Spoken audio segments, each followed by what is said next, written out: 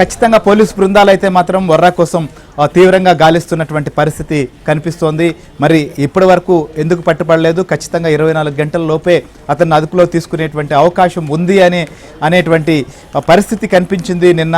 మరి ఎక్కడ తప్పించుకున్నారు, సో తప్పించుకున్న తర్వాత ఏంటి అనేది కూడా చూద్దాం. ఇక గుంటూరుకి చూద్దాం. గుంటూరులో కూడా పెద్ద ఎత్తున ఈ యొక్క సోషల్ ఫ్యాక్టరీలను ఏర్పాటు చేసి ఇష్టానుసారంగా ఎట్లా పడితే అట్లా కూటమి సంబంధించినటువంటి పాలకులపైన, నాయకులపైన, ముఖ్యంగా మహిళలపైన, ఎవరైతే ఈ అధికార ప్రతినిధులుగా ఉన్నటువంటి మహిళలు ఉంటారో వారిని కావచ్చు, విచ్చలవిడిగా వారి పర్సనల్ జీవితాల్లోకి వెళ్ళి వారిని అనగూడని మాటలు కూడా అని, సో రకరకాలైనటువంటి పోస్టులు పెట్టినటువంటి పరిస్థితులన్నీ ఇప్పుడు పోలీసులకు అందుతున్నాయి. ఒక్కొక్కరుగా గత 5 ఏళ్ల కాలంలో కంప్లైంట్ చేయలేనటువంటి వారు కూడా ఇప్పుడు వచ్చి ఫిర్యాదు చేస్తున్నటువంటి పరిస్థితి. దీంతో అసలు ఈ పోస్టులు పెట్టినటువంటి వారి పరిస్థితి, వారికి సంబంధించినటువంటి పూర్తి వ్యవహారాలను కూడా పోలీసులు ఆరా తీస్తున్నారు. సో గుంటూరులో కూడా అరెస్టులు కొనసాగుతున్నాయి. సాంబశివరావు, ఏంటి ఇప్పటికే మనం చూస్తున్నాం, అక్కడ కూడా కొంతమందిని అదుపులోకి తీసుకున్నారు. ఇంకా ఎలాంటి చర్యలు తీసుకోబోతున్నారు గుంటూరు జిల్లాలో?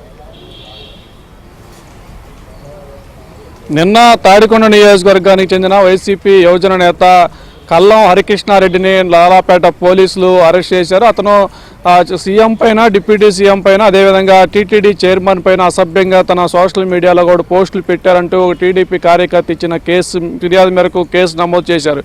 అయితే అసలు మొత్తంగా ఎపిసోడ్గా చూసుకుంటే గత ప్రభుత్వంలోనూ తెలుగుదేశం, జనసేన పార్టీ వాళ్ళ కుటుంబ సభ్యులపైన సోషల్ మీడియాలో అసభ్యకరంగా వ్యక్తిత్వ హననానికి పాల్పడిన వ్యక్తులే ఇప్పుడు కూటమి ప్రభుత్వ అధికారంలోకి వచ్చిన తర్వాత రెచ్చిపోయి కూటమి ప్రభుత్వంలో ఉన్న ప్రజాప్రతినిధులపైన, సీఎం పైన, డిప్యూటీ సీఎం పైన, హోమ్ మినిస్టర్ పైన రకరకాలుగా పోస్టులు పెడుతూ వాళ్ళు పైచాచిక ఆనందం పొందుతున్నారు. దీనంతటికీ కారణం పోలీసులు చర్యలు కఠినంగా లేవు అనేది ఒక తెలుగుదేశం కానీ, జనసేన, బీజేపీ కూటమి నేతల నుంచి అయితే బలమైన వాయిస్ అయితే వినిపిస్తుంది. పోలీసులు తాత్సారంగా వ్యవహరిస్తున్నారు.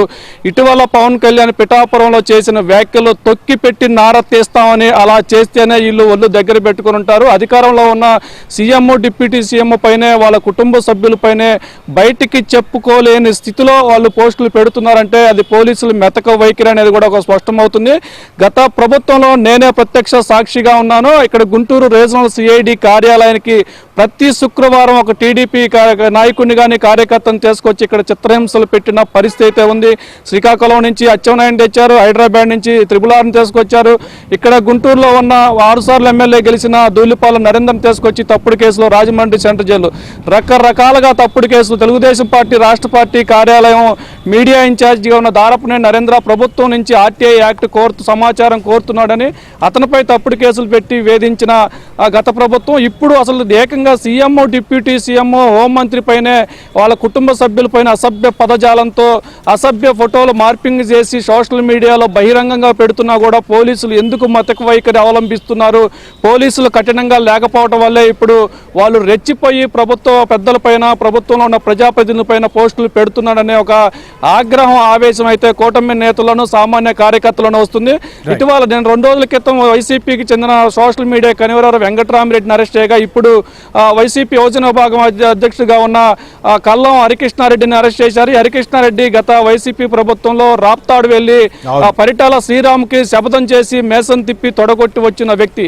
అలాంటి వ్యక్తులు ఇప్పుడు కూడా రెచ్చిపోతున్నారంటే అది పోలీసులు మెతక వైఖరి అనేది కూడా మనం స్పష్టంగా ఇక్కడ చర్చించుకోవాల్సిన పరిస్థితి అయితే ఉంది. శ్రీహరి గారు, రైట్, మీరు అన్నట్లుగా ఏదైతే గతంలో మనం చూసాం, అనంతపురంకి వెళ్ళి మరి తొడగొట్టి చాలా అక్కడ ఒక ఉద్రిక్త వాతావరణాన్ని సృష్టించే ప్రయత్నం చేశారు. అంతటితో ఆగలేదు. ఇప్పటికీ అలాంటి పోస్టింగ్లు కావచ్చు, ఇలా రెచ్చగొట్టి విద్వేషాలతో పాటుగా ఖచ్చితంగా ఇదొక ప్రజల్లో కించపరిచే విధంగా, ప్రజల్లో పల్చన చేసేటువంటి విధంగా పాలకుల ఏదైతే మనోధైర్యాన్ని కూడా దెబ్బతీసేటువంటి ప్రయత్నాలు అయితే జరుగుతున్నాయి.